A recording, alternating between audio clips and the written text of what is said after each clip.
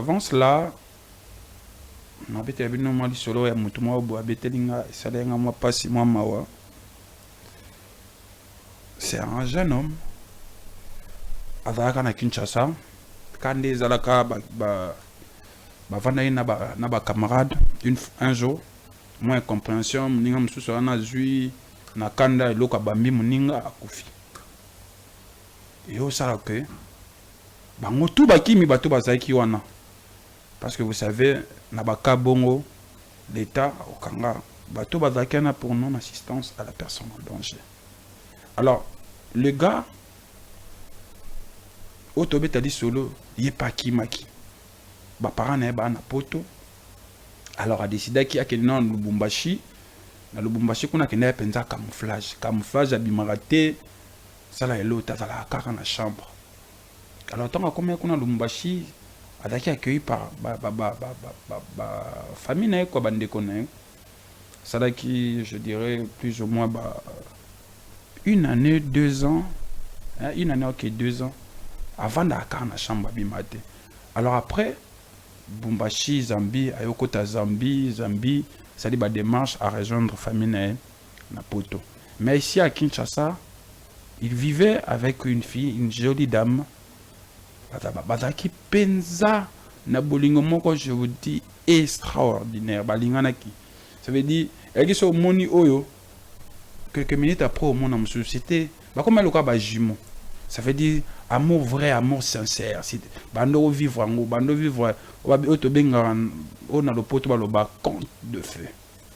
Ça veut dire un amour qui frôle je dirais la perfection ou bien un amour où il a un peu parfait. Alors tant où le gars a kimi a qui Zambie à Koti Poto. Alors a perdu ba contact parce que pas ça zaki na Lubumbashi ba isaki ba bi condition pas de téléphone en tout cas yo ndingo za bongo zala penza écarté na makamutu po que repère izalati akepe na poto akomi pe na poto ba contact ya chéri na perdu yango. Alors yo sala que abandi ko ça ba démarche ko na poto luka mikanda ezue moi temps ba 3 ans et yo sala ka je pe mukanda Mkanana bandiko bunda a vipe akangisi moi budget na. Alors a décidé bon je dois rentrer à Kinshasa uniquement pour na retrouver bolingo nanga na zoyer to zonga nae et to ya na poto. Les gars s'est préparé en conséquence. A komi pe na kin. Tant a komi na kin na aéroport akutani na cousin na oyo bando zala na Lubumbashi parce que bando partageait chambre na. C'est un cadre de l'aéroport.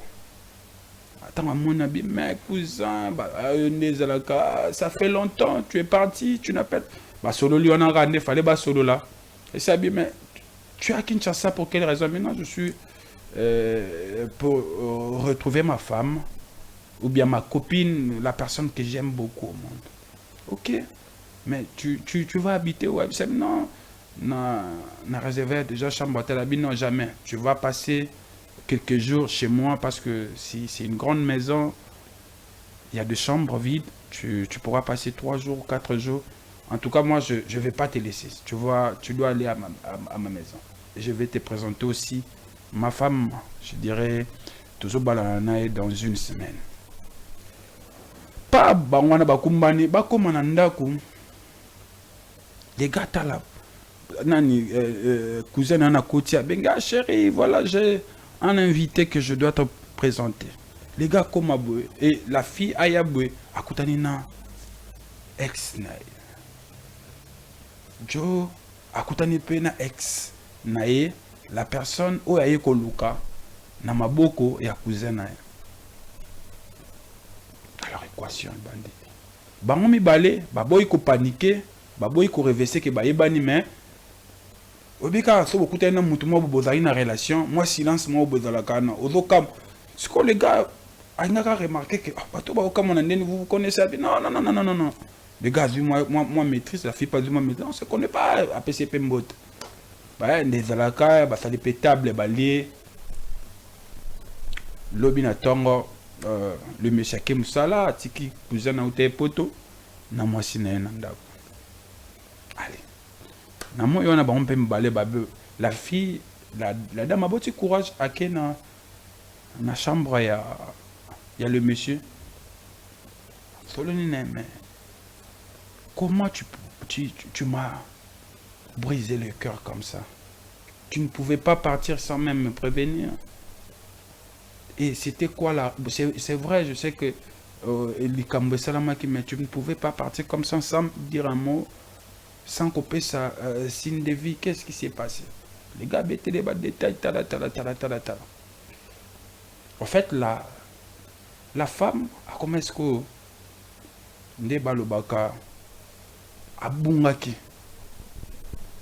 elle est amoureuse de l'homme mais de l'autre côté, son cœur a toujours été amoureux du gars à poto.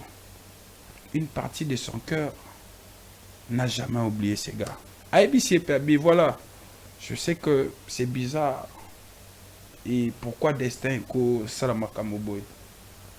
Aujourd'hui, je dois me marier avec ton cousin. C'est l'homme que j'aime beaucoup. C'est la seule personne où il suis pas si haut. Na viva qu'après départ. Et jusqu'aujourd'hui, je n'ai connu aucun homme à part lui. C'est un homme bien. Mais je ne peux pas cacher cette vérité à toi. Je t'ai toujours aimé. Et même Neto sur la Noboé. Ça veut dire on ne réveille pas un lion qui dort dans la sentier que tout ce que j'avais en cœur pour toi, mon nom est surgir. Je sais pas quoi faire. Les gars, mais qui le convainc, non, voilà. Mais la fille, et qui n'est pas moi bien. Et ça là qu'après, bon, bah mes mamies, pour ne pas savoir une vérité, ils se tout avancer. Bah mes mamies. 2 jours après, les gars décident de faire ses valises à qui? À Biminanda. Et ça appelle que mariage à Yépé. Cousin Bali, moi si naïe, bombi, décider bomba secret, ya makambo eleka, na makambo et salamaki. Pas une semaine après, les gars à aux États-Unis a continué à vivre. La fille peut continuer les balles na bango. Et pas de traces, pas de solo, kakabaron mi balé. On continue à vivre. 3 mois après, la fille a commis Nazemi pour informer parce que ne va le baba parce ne va baka. Bon, excusez-moi un terme a commis vous comprenez. A Bengipe, le gars ouais était voilà, je sais que tout ça les bêtises. Tout ça les bêtises. Bon, excusez-moi sur un terme, mais tout ça les tours est irréparable. Nana, c'est mineur.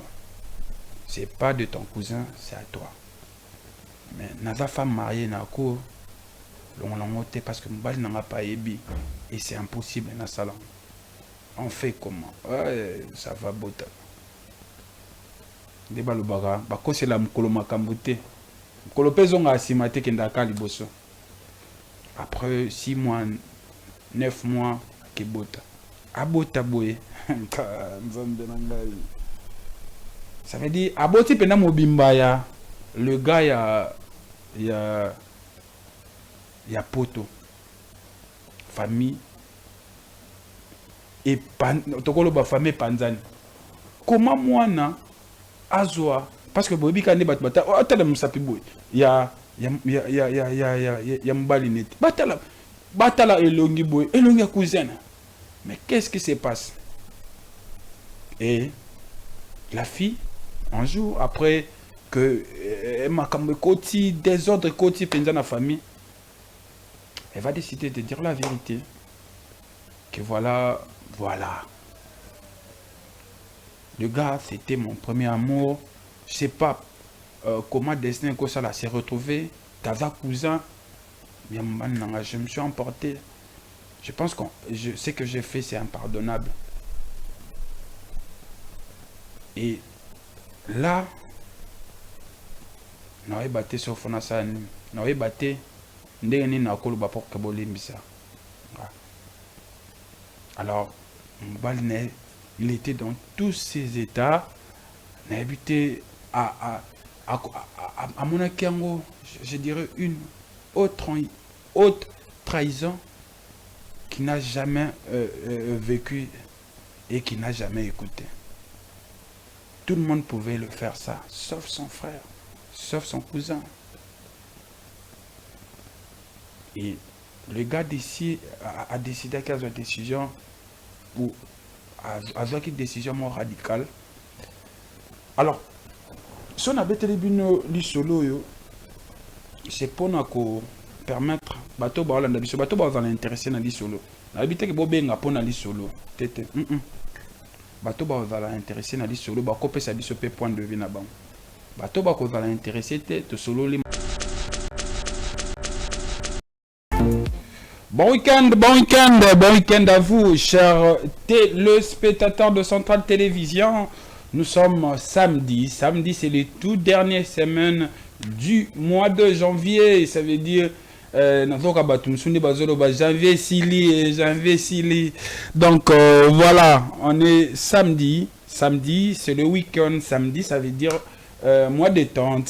Samedi, ça veut dire tout solo là dans Centrale Télévision. Vous savez que c'est chaque vendredi à 14h30, samedi à 14h30. Nous nous retrouvons ici pour parler, discuter sur certaines choses, échanger, dédicacer de personnes qu'on aime, être aussi dédicacé sur moi par Landry Bat qui est votre présentateur. Je vous dis encore une fois bienvenue. Merci beaucoup à l'équipe technique qui m'accompagne. Je vois Platini Malo à notre DT. Et puis, bienvenue Lissassi qui est derrière le caméra. On en a plein ici. Donc, bateau baota la biso nandaku. Bande qu'on a biso à Brazzaville, na bosani binote. Bande qu'on a biso ya Changu, na bosani binote. Bande qu'on a biso ya Funa, na bosani binote. Bande qu'on a biso ya Lukunga, na pesi bino bambote. Bande qu'on a biso ya Mwamba, na pesi bino bambote. Bana Kinshasa, na pesi bino mbote. Bodolanda biso na internet aussi na pesi bino mbote. Bodolanda biso na TikTok na pesi bino mbote. Bodolanda biso na ça veut dire na côté na ba détail internet ça résume parce que ba détail na YouTube na pesi bino mbote. Bodolanda biso na Facebook na pesi bino mbote. Bodolanda biso na Blue OTT bienvenue dans la ligne Blue TT. Hein? Blue OTT. Donc, na Pesibino Pembote. C'est une application pour na bateau ba kota la télé à partir du téléphone. Donc, dans na téléphone no boye au téléchargeango. Ogi no pe olandanga ozota la no télé mais ozolandanga na téléphone. Donc, pour vous comprendre que niveau monde des okendele. Ça veut dire ozota la TV na téléphone. Kitoko makasi. Donc, on est là avec vous. Vous savez que week-end et c'est nga kuvana ndaku tende baloba weekend ko avana ndaku boy libange kolele o sokandene weekend obimite papa mama kendo mela ta secret ato mela ramas atama kebima o travailler mingi pemisa mutu kende ko mela ta mamai sombata jus ya 500 au vandi o legisi air eza samedi eza jour yo mise moi loba mokolongula lia ba mise na biso ba somo samedi ya mokolongula lia mwana eza tete ndenge ko felo minda loba lelo samedi mokolongula lia mwana ngulu aboti mwana malia kayeka samedi pour vous comprendre que samedi dans la mabe samedi bavana nanda kute pour libanga moko ko uta soki wapi kolelio olobani bima Mais avant bimato solo là, il y a problème. Donc, ce qu'on donne à forfait, Michel a forfait. Ce qu'on donne à crédit, Michel a crédit. Comment t'as-t-il commandé? Bouaka. Tout solo là. Tout solo là, c'est pour le plaisir de tout le monde. Ça veut dire ici, tout solo la penza, n'andenge mo ya logique, n'andenge mo ya bien. Bah jeune garçon est bien, bah jeune fille est bien, bah maman est bien, bah papa est bien. Tout solo la kalaté.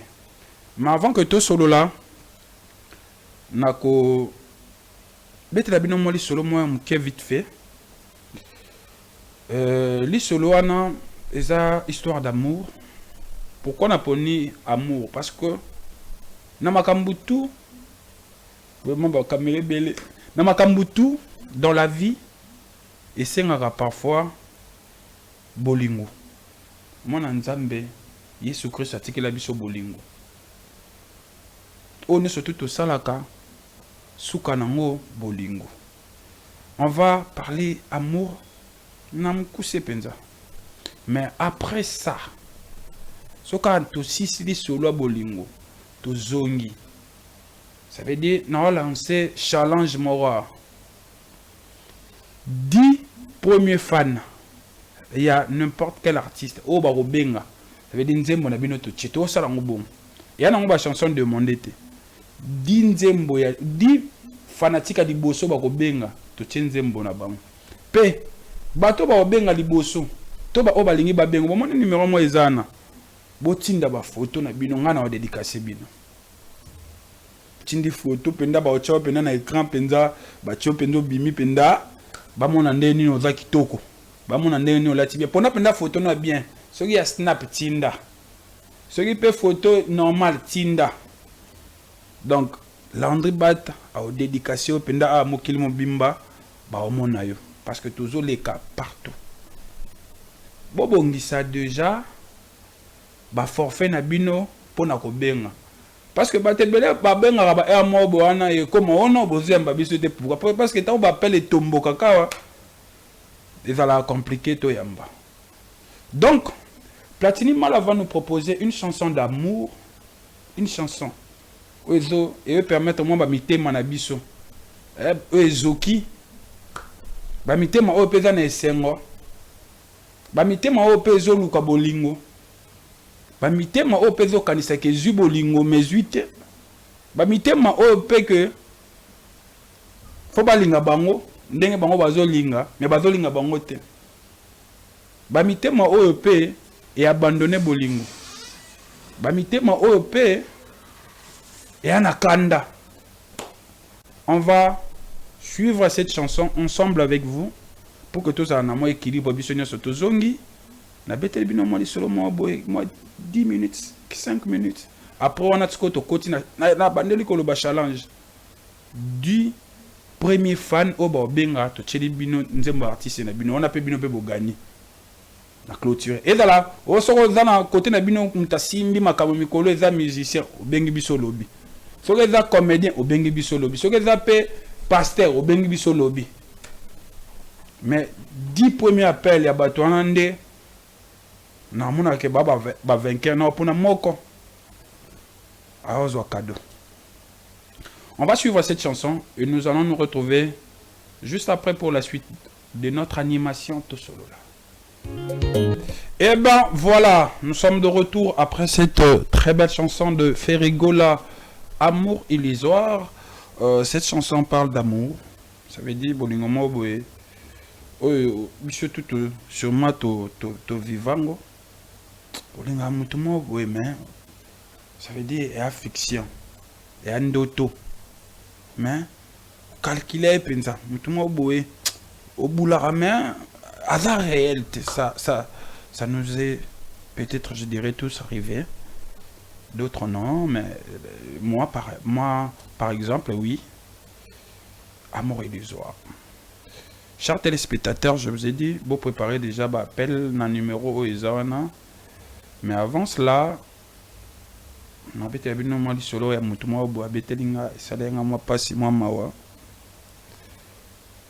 c'est un jeune homme. azalaka na Kinshasa kande ezalaka bavanda ye na camarade un jour moins incompréhension moninga mosusu wana azwi na kanda eloko abambi moninga akufi eyosala ke bango tu bakimi bato bazalaki wana parce que vous savez na baka bongo l'état okanga bato bazalaki wana pour non assistance à la personne en danger. Alors le gars otobeta di solo ye pakimaki baparent na ye baa na poto. Alors a décidé qu'il y a que non Lubumbashi na Lubumbashi kuna kenda penza camouflage abimaka te sala elota azala kaka na chambre. Alors tant que kuna Lubumbashi adaki accueilli par famille na ye quoi bandeko na ye sala qui je dirais plus ou moins une année 2 ans une année ok 2 ans avant d'akar na chambre abimate. Alors après Bumbashi, Zambie, Ayokota Zambie, ça dit démarche à rejoindre famille na poto. Mais ici à Kinshasa, il vivait avec une fille, une jolie dame. Bazaki penza na bolingo moko, je vous dis extraordinaire. Balinganaki. Ça veut dire, elle est sur moni oyo. Quelques minutes après au monde c'était comme elle a jumeau. Ça veut dire amour vrai, amour sincère. Bando vivre en bando vivre on a le poteau le bas compte de feu. Ça veut dire un amour qui frôle je dirais la perfection bien un amour où il a un peu parfait. Alors tant où le gars a kimi a qui Zambie à Koti Poto. Alors a perdu le contact parce que pas ça qui na Lubumbashi ba c'est que babi condition pas de téléphone en tout cas yo ndingo za bongo zala penza écarté na makamtu po que repère ezalati ke pe na poto akomi pe na poto ba contact ya chéri na perdu ki yango. Alors yo sala que abandi ko ça ba démarche kuna poto luka mikanda ezue moi temps mo ba 3 ans et yo sala ka je pe mukanda mkanana bandiko bunda azipe akangisi moi budget na. Alors a décidé à bon je dois rentrer à Kinshasa uniquement pour na retrouver bolingo nanga na zoye to zonga nae et to ya na poto. Les gars s'est préparé en conséquence a komi pe na kin tant a komi na kin na aéroport akutani na cousin na oyo bando zala na Lubumbashi parce que bando partager chambre na. C'est un cadre de l'aéroport. Attends mon ami mec cousin ça fait longtemps tu es parti tu n'appelles ba solo li on a randé fallait ba solo là et ça bien mais tu es à Kinshasa pour quelle raison? Maintenant je suis pour retrouver ma femme ou bien ma copine, la personne que j'aime beaucoup au monde. OK. Mais tu vas habiter où? Non, na réservé déjà chambre hôtel. Non, jamais. Tu vas passer quelques jours chez moi parce que si c'est une grande maison, il y a des chambres vides. Tu pourras passer 3 jours, 4 jours. En tout cas, moi, je ne vais pas te laisser. Tu vois, tu dois aller à ma maison. Je vais te présenter aussi ma femme, je dirais, toujours balana dans une semaine. Pas bangwana bakumbani, bakomana ndaku. Les gars là, nani cousin nana kotia, benga chérie, voilà, j'ai un invité que je dois te présenter. Les gars comme aboué et la fille ayaboué akutanina ex nae. Joe akutani pena ex nae la personne o aye koluka na maboko ya cousin nae. Alors équation bandi. Bango mibale baboyi ko paniquer, baboyi ko reverser que bayebani mais obika so bokuta na mutu mo bozali na relation, moi silence mo bozala kana. Ozokam. Ce que les gars a remarqué que vous vous connaissez. Non, non, non, non, non, non, non. Les gars, moi maîtrise, la fille pas du moi maîtrise. On se connaît pas à PCP Mbot. Bah, des alaka, bah, ça des pétables, balier. Lobina tongo, le monsieur qui moussala, tiki, cousin na ute poto, na moi sine nanda. Allez. La fille, la dame a beaucoup courage à qui dans la chambre, il y a le monsieur. Mais comment tu m'as brisé le cœur comme ça? Tu ne pouvais pas partir sans même me prévenir. Et c'était quoi là? C'est vrai, je sais que mais tu ne pouvais pas partir comme ça sans dire un mot, sans couper sa signe de vie. Qu'est-ce qui s'est passé? Les gars mettaient des détails. En fait, la femme, comment est-ce que Ndebalobaka a bungaki? Elle est amoureuse de l'homme Oyo Aoke Balae. Mais de l'autre côté, son cœur a toujours été amoureux du gars Aoute Poto. Une partie de son cœur n'a jamais oublié ces gars. Voilà. Je sais que c'est bizarre. Et pourquoi destin ko Salamakamoboy? Aujourd'hui, je dois me marier avec ton cousin. C'est l'homme que j'aime beaucoup. C'est la seule personne où il a pas si haut. Na viva qu'après départ. Et jusqu'aujourd'hui, je n'ai connu aucun homme à part lui. C'est un homme bien.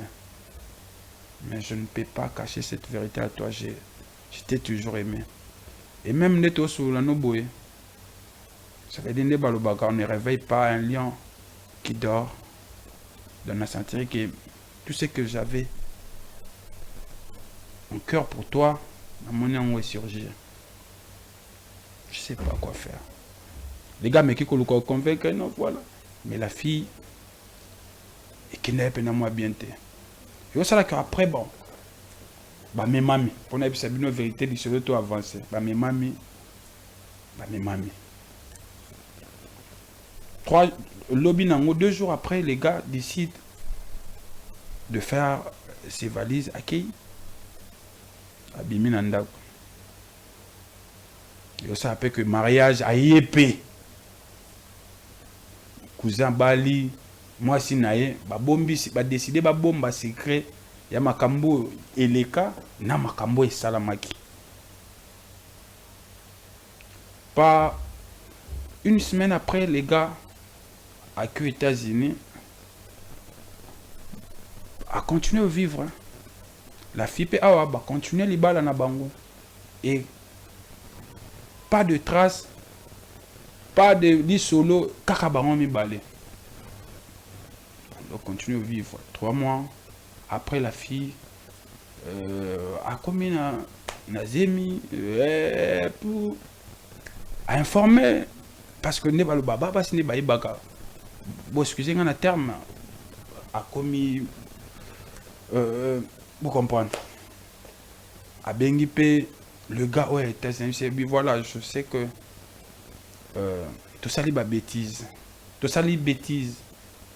Bon, excusez-moi, pour un terme, mais tout ça, c'est tout irréparable. Non, c'est mineur. C'est pas de ton cousin, c'est à toi. Mais naza femme mariée na ko l'on parce que mbali n'a pas ébi et c'est impossible dans salon. On fait comment? Ça va bota. Débat le baga, bako c'est la mukolo makambote. Mukolo pezonga asimate kendaka liboso. Après 6 mois, 9 mois ke bota. Abota boye. Ça veut dire aboti pena mobimba ya le gars il y a poto famille et tokolo ba famille panzani comment moi na azwa parce que bobi kande bata atala musapi boy ya mbali net batala elongi boy elongi cousin. Mais qu'est-ce qui se passe? Et la fille un jour après que ma côté désordre côté pendant la famille, elle va décider de dire la vérité. Que voilà. Le gars, c'était mon premier amour. Je sais pas comment destin que ça s'est retrouvé. Taza cousin, je me suis emporté. Je pense que ce que j'ai fait, c'est impardonnable. Et là, n'aurais battu sur Fonasani, n'aurais battu ndenge na kolo ba pour que bolimbisa. Alors, Mbalne, il était dans tous ses états, n'a habité à Monacango, je dirais une autre trahison qui n'a jamais vécu et qui n'a jamais écouté. Tout le monde pouvait le faire ça, sauf son frère, sauf son cousin. Et le gars d'ici a décidé qu'il y a une décision ou a une décision moins radicale. Alors, si on a des solo, c'est pour nous permettre bateau ba olanda biso bateau ba za intéressé na li solo. Na bité que bobenga pona li solo. Tete. Bateau ba za intéressé na li solo ba kopesa biso pe point de vue na bango. Bateau ba ko za intéressé te solo li makambo photo solo. Je voulais bien donner mon point de vue, mais il y a le temps que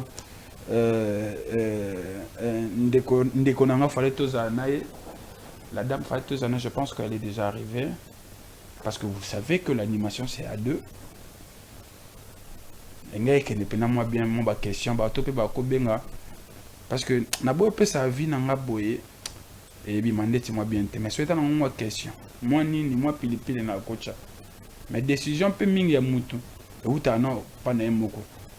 Parfois, lorsqu'on est devant un problème, tout à l'heure, attention, on a conseil à moi 50% déjà la solution. Moussou, alors les gars, tu vas encourager la décision. Moussou, les gars, bon, son agent après réaction, bateau les alanini. Mais tu vas beaucoup plus na 50% la solution. Bateau bateau les cas épreuve moi compliqué ya bolingo. Croyez-moi, ça va rien changer, mais il y a des problèmes où il va pire que peut-être ailleurs. Mais bateau na toyope on va capable de surmonter et puis de trouver une solution. Solution meilleure na ma kambo dans la tête, conseil meilleur na ma kambo dans la tête. Mais je pense que ceux qui vont monter ceux qui ont le moins émotion, tu peux bien retrouver le chemin. Parce que il n'y a aucun problème où ils ont la solution. Aucun. Donc, ce que je pouvais dire, c'est ça. Pour les bateaux, les capacités de histoire, où ils sont différentes que eux. Soyez forts, soyez fortes, ça va aller. Ça va aller parce que le monde, c'est comme ça. On va encore prendre une chanson cette fois-ci. Ça me souvient. Tangabunabi, ça me souvient. Platini Maloa. Ça me souvient vraiment d'habiter. Platini Maloa, notre DT, tu nous proposes encore une chanson. Cette fois-ci, c'est quoi? Il y a Ochamwa, il y a Oninganamwa qui est parce que ça dit que Batman Mali les a. Le numéro est là. Et nous avons Mali, moi et Zana Kinshasa, Toto Casco. Le numéro est là, appelez-nous. Nous avons un challenge. 10 premiers fans et artistes. Et dans l'artiste, musicien, comédien. Oh, bon, c'est beaucoup qui 10. Tu tiens un artiste na bino. Et puis, bon, un cadeau. Et puis, là, pour l'instant, bino ne bossi même makam. Bon, elle est là. Bon, elle est là. Penda, na 10 premiers appels. Beaucoup en désordre. Parce que, beaucoup mara, bon, pélisara moto, tout ça, comme na souka. Et comme, aux hommes, c'était pourquoi on dirait que tu as un problème. Non, numéro yangwana. Benga na WhatsApp, comment message na WhatsApp, benga na appel normal, tinda message na normal, donc toko yambao. Et puis, bato balingi bazala dédicacé, botindi ba photo. Ce qui pour lingi pour dédicacer pe mutu. Otindi photo na e okomi kombo na e. Car na message wana, o mona ndenge ko apparaître wana to o ko apparaître na télévision, bato ba mona pona na photo no penda bien. Oh là t'as bien, oh bima bien, ata snap tinda. Donc c'est une occasion pour vous, il y a au monde en appel à mon nenga na mon anabo. Yo pozo ozomi mona, battre bazo mona yo. Donc ça la bien et puis vous pouvez aussi dédicacer les personnes que vous aimez. Bobo ngi sapenda, so ka nzembo zongi to bandi mote bandi. Il y a ici bino challenge ça 10 premiers appels, il y a artiste moko. Et ça la comédien, musicien, tout. Bah, on va kokana 10 liboso bo ana cadeau bino non bo gagner lelo. Bah, oh bah et après bo poli. Donc 10 artistes, 10 fanatiques et artistes moko o ba benga liboso lelo bino ne bo ba gagner. Lelo 10 na lobi 10 appels penda ke bengi oyo et o abengi o non côté na biso mutakangi mkolo eza tel ou soit ngana linga artiste tel na linga nzembo tel to noter so boko ki 10 bozui cadeau bo gagner to clôturer pour na lelo to bandi ko solo na biso ba o ba roya après bo roya le la pamba 10 premier appel donc bobongama déjà bobongama parce que ça va barder, ça va chauffer. Nous sommes le week-end. Papa, ce qui est émission ici, Bima. Maman, ce qui est émission ici, Bima. Que nous mettons la taji, à ta maille. Ils ont 500, ce qui est 1000 francs. Bima. Ce qui est émission ici, la minute, boire un télécommande. Ce qui est émission ici, Bima. Ce qui est place au week-end, tu habites Bima Kende. Ils ont week-end. Les banques, quoi, le nandako. Ce qui est le bungi, qu'on a ndako. Pas le baot. Bima. Ils ont week-end. Et ça, samedi, mon colongou, là, moi, nanaï. Papa, maman.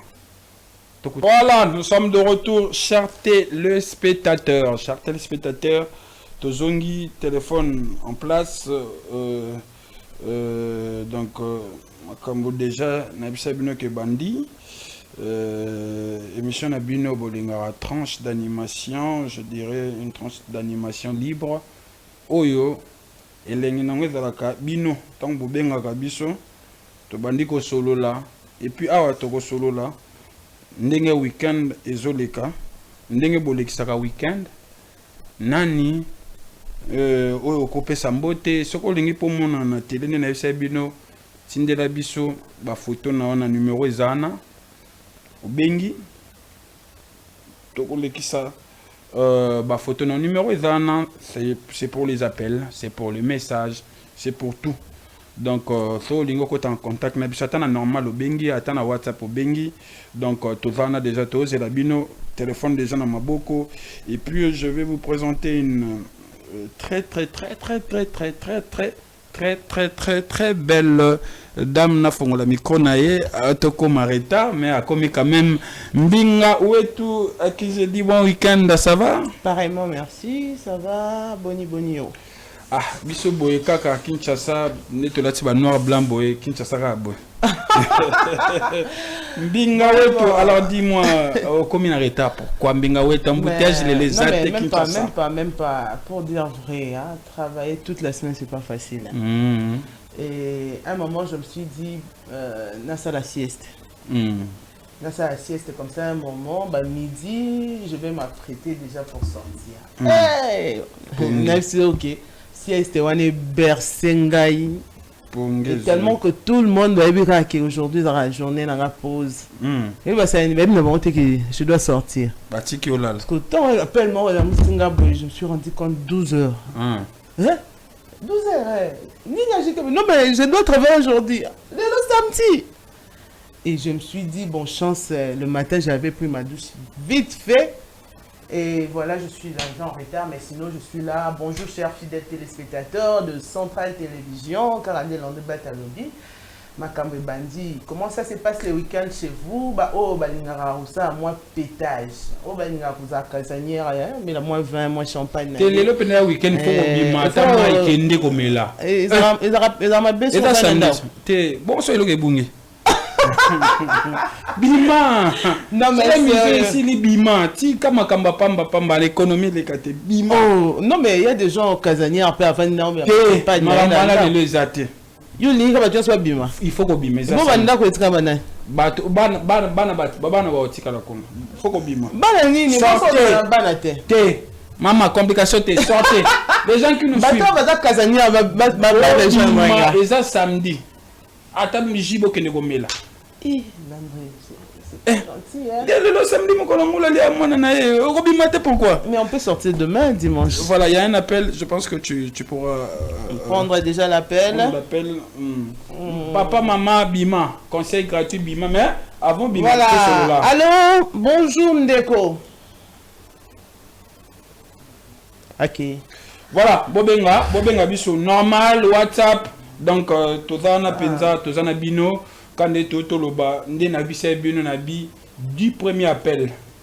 Ya ba bato ba benga na compte ya artiste moko musicien comédien pour gagner les lots parce que photo ba banani ba populaire ba golo ba loba mobondo ba waro ya toza partout ba spiritas ba loba soki nini ba villageois côté pe kuna ba baku côté kuna mususu famille bota côté kuna ba ambulancier soki banani. Ça veut dire appel pour ton artiste et toi magé et pas comme mon amuta comme na yo benga ba fa na ba base voilà biso ka deto zanga ba combo vraiment pas ça veut ta ba combo to e ba vraiment que biso ba benga ba boy donc voilà oui même lire les messages c'est pas il y a un message je peux lire vite fait. Bonjour Ezangai Jérémy Ila Motema ya chérie Florence papa na Gervina Tialanga Nzembo Botielanga Nzembo ya Ferregola ouragan. D'accord. Alors na ici bino que mais bizarrement bien. Nous t'avons précisé Motema ya. T'es pas mourir. Qu'est-ce que c'est? Alors bonjour Ezanga Jérémy il a Motema ya chérie Florence. Jérémy il a blelo samedi bima. Maman Florence. Bimana maman Florence. Bokende bomela soki o bomela bomeli. Va péter mito. Bokende bobima. Donc voilà, mais avant bobima faut benga. Na essa na isi bino na bi du premier appel il y a ba fan o ba benga pour un artiste na bango de ba organiser le pe ba na cadeau. Et puis ba o pe ba olanda biso boko tinda pe ba photo na bino to ba vidéo na bino o mon Nicolas bien bima bien au tindi. On va les mettre na télévision, bah tu vas vachique et puis on va vraiment vous dédicacer. Voilà. On est là, le numéro est là. Tous la bino, tous la peine la bino, tous solo là. Oui, c'est bien au week-end dans les candidats. Alors Mbinga, parlez-nous de ton week-end. Après, ndaku obimi pour noir blanc et c'est la faux. Et bima. Déjà des natures je suis casanière hein. Donc palais yo chancel mbemba boulot palais boulot palais en fait moi pour moi les dehors il y a les dangers na banga les dehors je te jure banga ngopana mais habité na mona et là on est ce qu'on commet dans les dehors donc c'est à dire que pour moi pour péter les plages je dois mettre mes écouteurs la musique boire parce que moi je prends pas le quoi Charlène Darman. Moi je prends. Charlène Darman. Moi je prends, ou soit moi 20, ou soit moi Amaroula, donc ça me va. Pas les foulou comme Darman. Voilà, parce que si on a 20 bon, je suis relaxé. Pour moi, le week-end ça va. Et puis, il y a un week-end dans ma agité. On n'a pas ce qu'elle était. Non. Mais il faut qu'elle est. Et ça là? Dans le bruit. Ah! On est dans le bruit. Moi je suis dans. J'aime bien. Calme, je prends il est capté. Il est capté. Tu vois décourager bateau benga mais bateau pe ngai. Parce que bateau ngai pe. O baza ko ngapi bo benga. Bo décevoir ngate. Te bobima. Atona le pena. So atona posa obima te posa obima te benga ngato bima. Ils ont invité bango hein. Baya. Mais ba o so baya. Parce que ça va y c'est que babimi. Te baya to solo là. Ah voilà. Mais après solo la bima.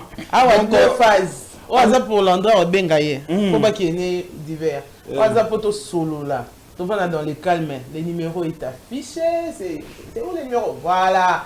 083 888 82. Voilà, à tout moment vous pouvez appeler.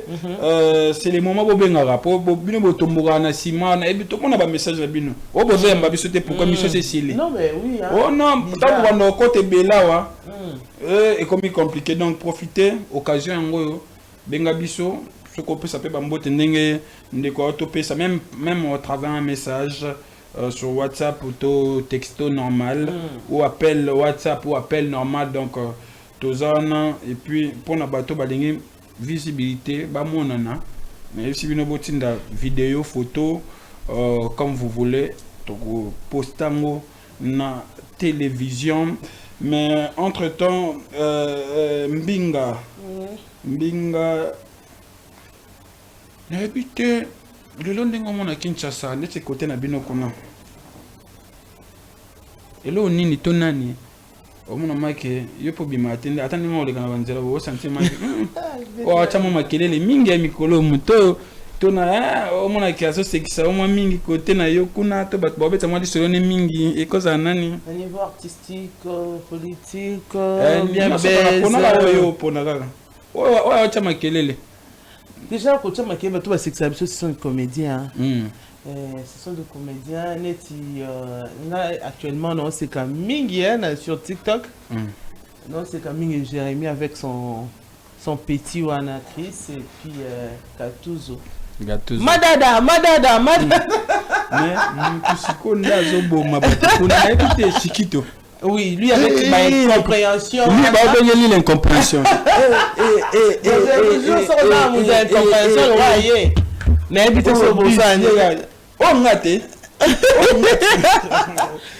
Chiquito en tout cas.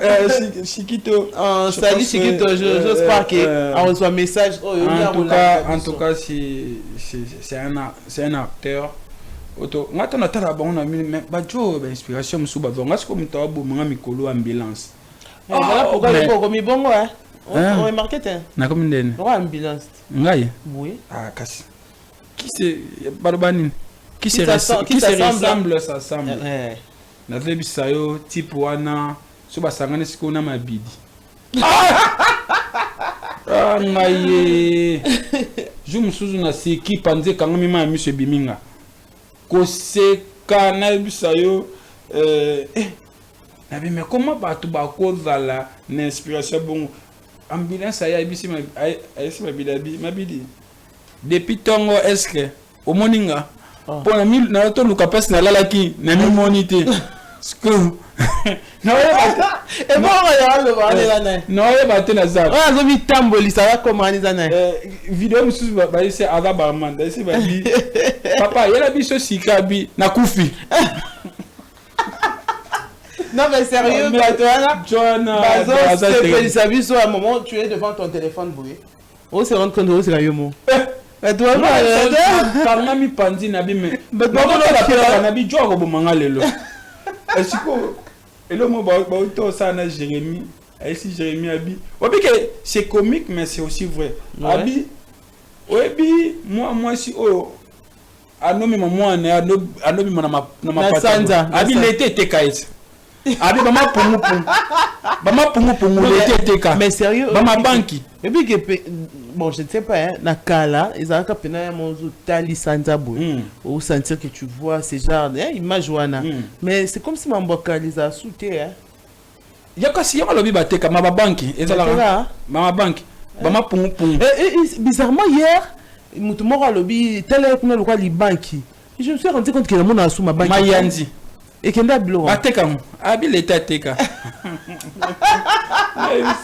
Génération Sikato, innovation pour aller se faire loin. N'avait bisayo Joanna da terrible. Abi ngai je fis premier ministre ya abambo comment on dit. Ya Botswana. Abi vie beta double pat. Abi ngali manesko mona kana yayi. Tant que moi chité atekela mo leta. Abi eko pa njidi wana. Lopango na ye. Mobutu mutabot. Depuis son abi mais bateau yo eza sur inspiration. Tu vois le problème est là que lelo tout le monde a encore après dans lingala parce qu'ils ont pas aussi assez de moyens mais non ils sont forts. Ah oui. Ils sont forts. Ben ce qu'on va inspirer bongo c'est pas facile. Donc bateau bolanda biso je pense qu'on va prendre une chanson. Le temps penda Tokota pena na bien pour faire plaisir à ces messieurs et voter la Platini m'a nous proposer Ouragan de faire rigola pour nous causer la plaisir na tonton Abengi Biso. C'est pas vraiment des chansons demandées mais c'est pas si interdit pour encourager aussi, voilà pour na bateau pe bolanda biso boko benga bo pesi bateau bolingi bambote to solo li mom kia et ça là vraiment bien. On va suivre la chanson Ouragan de Ferrego. Là je pense que Platini Malo tout est bon. Toi quand on Ouragan tozonga et puis bande qu'on a biso baba qui dit ba to solo là vite fait.